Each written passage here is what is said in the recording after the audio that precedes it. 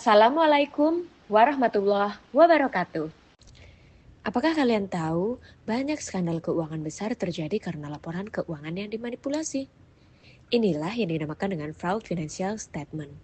Fraud adalah tindakan ilegal yang dilakukan dengan sengaja untuk tujuan tertentu atau memanipulasi atau memberikan laporan palsu terhadap para pihak.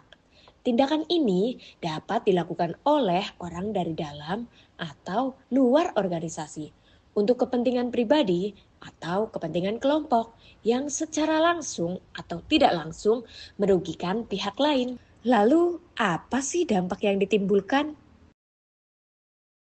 Berikut adalah dampak dari fraud financial statement. Ngeri ya teman-teman? Selanjutnya ada jenis-jenis fraud. Secara umum, fraud bisa dibagi menjadi 3 kategori. Yang pertama ada korupsi, yaitu mencakup suap-menyuap, kolusi, atau konflik kepentingan. Misalnya, pejabat yang menerima suap untuk memenangkan tender. Yang kedua ada penyalahgunaan aset. Pencurian atau penggelapan aset perusahaan, termasuk uang kas, persediaan, atau barang milik perusahaan. Yang ketiga, ada kecurangan laporan keuangan atau fraudulent statement. Ini adalah memanipulasi laporan keuangan agar terlihat lebih baik dari kondisi sebenarnya. Misalnya dengan window dressing, mencatat pendapatan fiktif, atau menyembunyikan beban. Lalu, kenapa fraud bisa terjadi? Apakah fraud tiba-tiba muncul begitu saja? Jawabannya adalah no. Menurut teori, ada 3 faktor utama dalam fraud triangle, yaitu tekanan, peluang, dan rasionalisasi.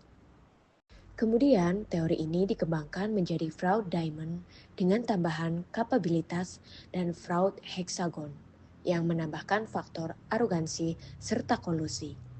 Yang artinya, fraud muncul bukan hanya karena ada peluang, tetapi juga karena ada budaya organisasi yang lemah dan individu yang berani melanggarnya.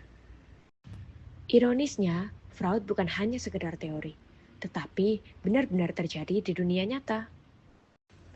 Berikut adalah kasus-kasus yang menunjukkan bahwa fraud bisa terjadi di mana saja, baik dari level nasional sampai dengan level internasional. Bagaimana cara mendeteksi dan mencegah fraud?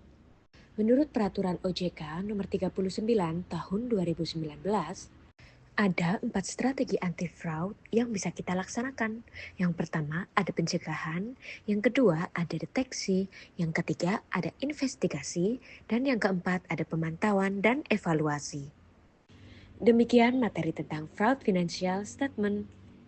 Mari kita bangun integritas, menjaga etika, dan memperkuat sistem pengendalian agar fraud bisa dicegah sejak dini.